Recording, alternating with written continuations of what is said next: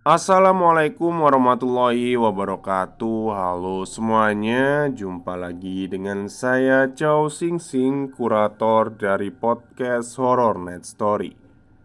Halo, apa kabar semuanya? Semoga kalian semua baik-baik saja ya. Dan seperti biasanya, pada siang hari ini saya kembali dan akan menghadirkan sebuah kisah mistis untuk kalian semua. Kisah mistis kali ini saya datangkan dari treat horornya Mas Kalong, yang langsung dituliskan oleh narasumbernya. Narasumbernya Mas Kalong ya. Oke, daripada kita berlama-lama, mari kita simak ceritanya. Semua orang pasti pernah merantau, tapi nggak semua orang yang merantau itu juga mengalami kejadian serem. Nah, kali ini narasumber saya akan membagikan pengalamannya ketika merantau. Katanya, terornya sampai ke anaknya. Ceritanya pendek aja ya, buat selingan. Kemarin mau cerita tapi belum terlalu mood banget. Soalnya tiap mau bikin cerita pasti malamnya kayak mimpi buruk terus. Sebenarnya sih sering ngalamin kejadian aneh dari kecil. Ya, tapi kali ini aku bagiin ceritanya yang pas merantau aja ya. Namaku Dewi. Tahun 2009 pertama kali aku merantau.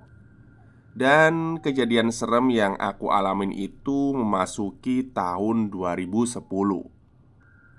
Aku merantau di salah satu pulau di Indonesia bagian timur. Di sana aku tinggal bersama om. Kebetulan rumah itu ada 5 kamar, dan masing-masing kamar dihuni saudara semua. Jadi ibarat keluarga besar ngumpul jadi satu. Aku baru aja lulus sekolah pada saat itu. Nah, karena masih jomblo, jadi aku ke bagian kamar yang paling ujung deket dapur dan kamar mandi. Awalnya sih nggak ada apa-apa ya. Cuman dari awal kedatangan aku udah diwanti-wanti sama saudara yang lain. Ada beberapa pantangan yang tidak boleh dilakukan di situ. Ya, namanya juga hidup di tanah orang ya. Jadi kita harus tetap jaga tradisi. Banyak sih kejadian horor yang sering aku alami selama aku merantau. Mulai dari gangguan kuntilanak sampai suanggi. Tapi kali ini aku mau fokus cerita yang menurutku agak ekstrim aja ya. Soalnya nyampe ke bawah waktu balik ke Jawa juga. Malam itu kalau nggak salah malam Jumat. Seperti biasa, setiap pulang kerja aku langsung mandi dan nggak pernah keluar kamar. Di kamar aku cuma main HP, buka sosmed, atau SMS-an sama teman dan keluarga di Jawa. Sekitar jam 9 malam, aku memutuskan untuk segera tidur saja. Entah sudah berapa lama aku terpejam. Tiba-tiba aku mimpi aneh, antara nyata atau tidak. Yang jelas, aku masih bisa mengingatnya dengan jelas sampai saat ini. Di dalam mimpi itu, aku merasa semua gelap, tapi tiba-tiba ada sebuah cahaya merah yang datang menuju ke arahku.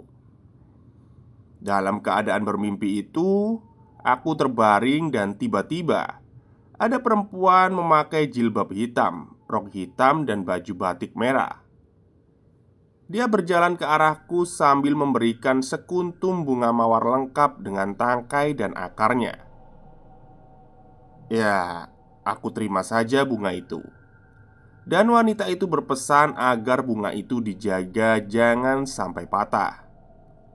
Nah, baru aja aku taruh di lantai dekat kasur, tiba-tiba tangkai bunga itu patah. Sontak, aku kaget, padahal aku hanya meletakkannya saja. Secara bersamaan, sosok wanita yang memberiku bunga itu melompat masuk dari jendela kamar. Dan ketika dia masuk, aku mendengar suara langkah sepatu high heels, seakan-akan nyata sekali, seperti menuju ke arah kamarku.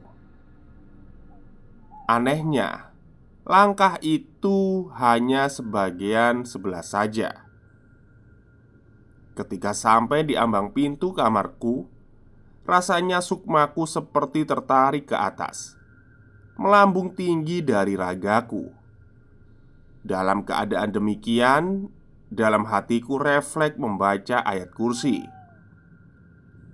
Selesai membaca, aku lantunkan kembali bacaan 3 surat Kul dan sampai di surat An-Nas. Tiba-tiba ada suara terdengar di telingaku. Dia bilang begini, "Baca terus, Duk, jangan putus." Dan muncullah kilatan putih yang seakan-akan dia melindungiku. Kilatan itu menghalangi dari serangan cahaya merah yang akan mendekatiku. Tak lama kemudian, setelah kilatan putih itu hilang, telingaku bergemuruh seperti habis tertiup angin kencang. Dadaku panas, tulangku rasanya linu-linu. Seperti apa yang baru saja aku alami terasa nyata. Setelah kesadaranku kembali, aku ngos-ngosan. Aku duduk dan bersandar di tembok. Saat itu juga pendengaranku kembali normal, dan aku bisa mendengar suara dengkuran dari saudara yang tertidur di ruang depan. Sejak kejadian itu, setiap aku sholat seperti ada yang memperhatikanku dari belakang.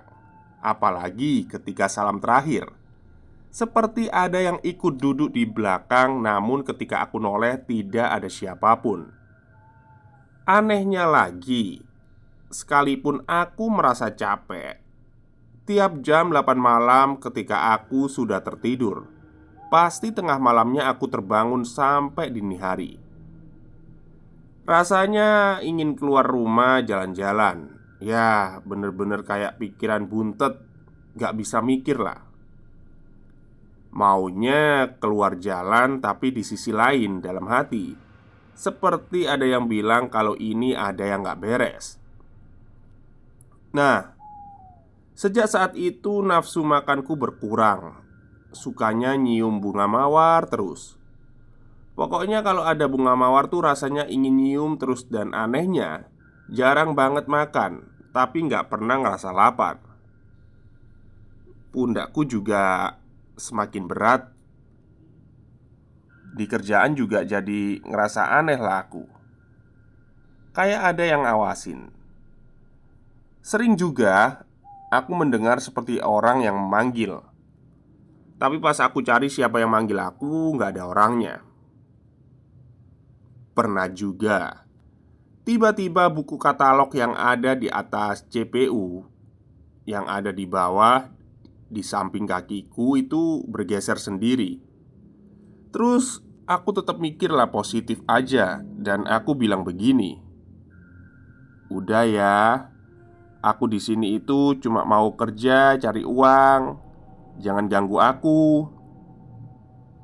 Ya setelah itu biasa aja. Tapi ternyata itu cuma sementara aja kok. Tiap kemanapun aku pergi biasanya menggunakan transportasi umum. Kebetulan temanku nawarin untuk berangkat dan pulang kerja bareng nebeng dia. Katanya biar sekalian jalan gitu. Nah, pas tiap aku nebeng pasti banyak selalu bocor. Aku dan temanku sih nggak pernah mikir yang macem-macem ya. Mungkin karena kena paku atau faktor jalannya. Tapi tetap aja aneh. Sekali dia ganti ban baru pasti bocor lagi. Singkat cerita, beberapa bulan kemudian aku memutuskan untuk balik ke Jawa dan tidak merantau lagi, mengingat kondisi bapakku yang sering sakit-sakitan. Aku jadi sering kepikiran dan rasanya nggak tega kalau ditinggal merantau lama-lama.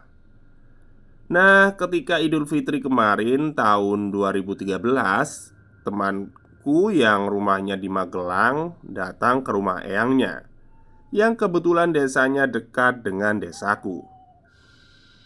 Aku dan dia memutuskan untuk bertemu, dan ketika bertemu awalnya bercanda seperti biasanya.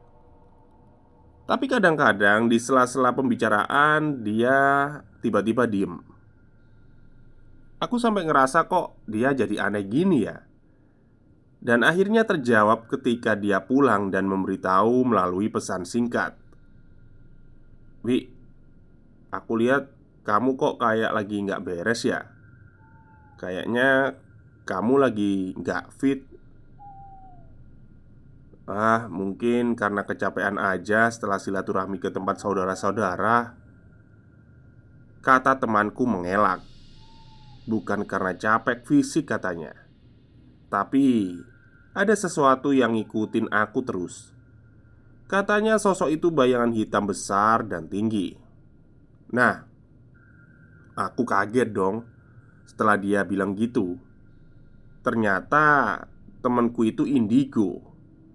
Dia juga bilang kalau makhluk itu berasal dari rantauanku dulu. Dia ngikut ke tanah Jawa juga. Pas aku sampai rumah dan menceritakan semuanya, orang tuaku langsung memintaku untuk disowo.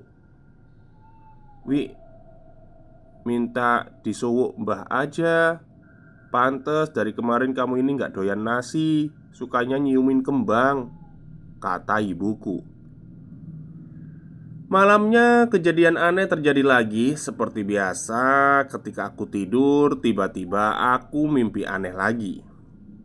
Rasanya sama seperti waktu di kontrakan dahulu. Sama persis antara nyata atau hanya mimpi. Suara sepatu itu terdengar lagi dan lagi-lagi. Yang terdengar hanya sebelah saja. Suara itu datang menuju kamarku. Sekelebat, aku melihat seperti sepatu pantofel berjalan. Tapi anehnya, sepatu itu dari kulit ular yang bersisik. Jadi kulit sepatu ini terbuat dari kulit ular warnanya abu-abu. Aku masih inget banget. Suasananya juga sama persis. Tiba-tiba pintu kamar terbuka. Ketika sepatu itu masuk, rasanya sukmaku tertarik ke atas. Jadi intinya sama kayak yang dulu aku merantau.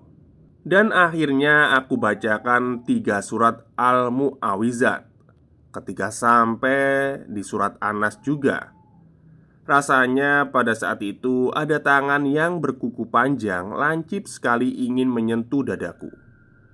Tapi nggak bisa. Dadaku panas, dan setelah aku ulang berkali-kali membaca surat itu sampai ayat kursi, tiba-tiba sukmaku seperti turun. Kesadaranku kembali sepenuhnya dan aku terbangun. Aku mulai bisa mendengar lagi suara dengkuran dari kamar bapak. Dan lagi-lagi setiap kejadian seperti itu rasanya badanku pegal dan sakit semua. Keesokan harinya aku langsung pergi ke rumah Mbak Kakung minta disowo. Jadi saya kasih tahu dulu apa itu sowo. Sowo itu adalah pengobatan dengan menggunakan air yang sudah diberi bacaan doa. Ya, seperti itulah. Seperti disowo, ya pokoknya disebul gitu ya. Setelah disowo badanku jadi enteng, pikiran juga yang biasanya berat jadi ringan. Hati juga terasa nggak sumpek. Intinya bisa tenang lah. Beberapa bulan berlalu, teman bapakku kebetulan datang bertamu. Tapi ketika dia melihatku langsung senyum dan berkata gini, "Ada yang suka sama anakmu, Mas. Ada jin yang suka sama dia, bukan hanya satu saja tapi 2." Seketika bapak dan ibuku melongo kaget. Dan sebelum lamaran sama suamiku, malamnya ibuku juga mimpi aneh. Dia didatangi beberapa orang. satu orang boncel dan satu orang lagi tangannya putus, dan satunya lagi jalannya agak pincang. Tujuan mereka datang itu katanya ingin melamarku. Nah, ibu kaget dong dan bertanya, "Kalian siapa dan rumahnya di mana?" Mereka kemudian menunjuk ke arah Gunung Lawu. Ibuku langsung menolak dan bilang begini, "Maaf ya, anak saya sudah punya calon suami." Nah, akhirnya mereka pulang dengan kecewa. Paginya ibu cerita semuanya mimpinya itu ke aku. Dan aku pun cerita ke calon suami yang saat itu masih merantau di Kalimantan. Calon suamiku ini sebenarnya setengah indigo ya. Kenapa aku bilang setengah indigo? Karena kadang dia mau pakai, kadang enggak. Dia coba bentengin dari Kalimantan. Setelah selesai dibentengin, malamnya aku mimpi kayak didatengin laki-laki dekil yang sering datang di mimpi. Dia lagi duduk meringkuk di pojokan, seperti orang yang dipenjara. Kejadian aneh setelah nikah, kejadian aneh dan mimpi buruk itu tidak pernah terjadi lagi ya. Tapi ketika aku punya anak, kejadian aneh itu kembali muncul. Pada saat itu anakku yang berusia 2 tahun awalnya hanya sakit bapil biasa. Tapi dia selalu muntah dan diare. Karena khawatir, kami langsung membawanya ke rumah sakit. Awalnya dia ngoceh biasa, tapi lama-lama dia melihat ke atas dan langsung kaku. Matanya melirik dan seketika aku terkejut dan teriak manggil suami. Anakku kejang tanpa panas. Tapi kejangnya itu bukan kayak ayan atau step lo ya. Setelah kejang dia pingsan dan setelah sampai di rumah sakit pas di ruang UGD, anakku sadar namun kembali kejang. Matanya melirik ke atas tapi gerak ke kanan ke kiri, giginya gemeretak dan mengeram. Suster dan perawat yang ada di ruangan itu pun ikutan panik dan segera mencari obat penenang. Setelah disuntik, dia kembali pingsan. 2 hari 2 malam anakku dirawat di sana. Selama itu pula kejang selama 6 kali. Tapi anehnya tiap mau kejang selalu seperti melihat atau terfokus pada satu titik yang ia lihat. Lama-kelamaan dia diam, giginya kembali gemeretak dan kejang lagi. Suamiku langsung telepon saudara yang ada di Kalimantan untuk mencoba membantu mengobati dari jauh. Setelah opname 4 hari, alhamdulillah anakku sembuh. Dan sepulang dari rumah sakit, saudara yang ada dari Kalimantan telepon. Dia bilang kalau uang mengganggu itu adalah jin yang dulu suka sama aku. Maksudnya yang mengganggu mungkin ya, ini salah ketik ya. Dia bilang kalau yang mengganggu itu adalah jin yang dulu suka sama aku. Karena sejak aku menikah, dia itu nggak bisa deketin aku lagi. Jadi dia mencoba untuk mengganggu anakku. Sampai akhirnya saudara suami mencoba untuk meleburkan sosok jin yang mengganggu itu. Dan akhirnya happy ending. Kini aku, suami, dan anakku hidup tenang tanpa gangguan jin yang gak tahu diri itu. Selesai. Ya paling itu sih kejadian yang menurutku paling ekstrim. Mau percaya atau tidak, aku kembalikan kepada para pembaca ya. Ambil saja positifnya. Terima kasih. Oke, itulah cerita singkat dari Mas Kalong berdasarkan penuturan dari narasumbernya. Ini sepengetahuan saya saja ya. Saya itu pernah mendengar katanya itu ketika kita merantau, entah di Bali, pokoknya luar pulau ya, luar pulau Jawa. Hmm, kecuali Madura ya, Madura masih ada hubungannya sama Jawa, dekat. Eh, katanya kalau kita lagi diganggu oleh mereka, maksudnya itu kayak ya bangsa halus dari Kalimantan atau Sulawesi atau Papua atau yang lain lah ya, itu katanya nggak bisa masuk ke Pulau Jawa. Katanya sih kayak beda, bukan beda ya, ya beda wilayah gitu. Katanya itu ada yang menjaga gitu. Jadi kayak bangsa halus sana nggak bisa masuk ke sini, bangsa halusnya kita juga nggak bisa masuk ke sana. Yaitu entah benar atau tidak ya, karena kayak ada pembatas wilayah. Jadi mereka itu kayak, kalau kita itu kayak punya wilayah negara sendiri lah, kerajaan sendiri. Tapi kalau sampai ya mungkin diikuti sampai seperti itu, ya nggak tahu lagi.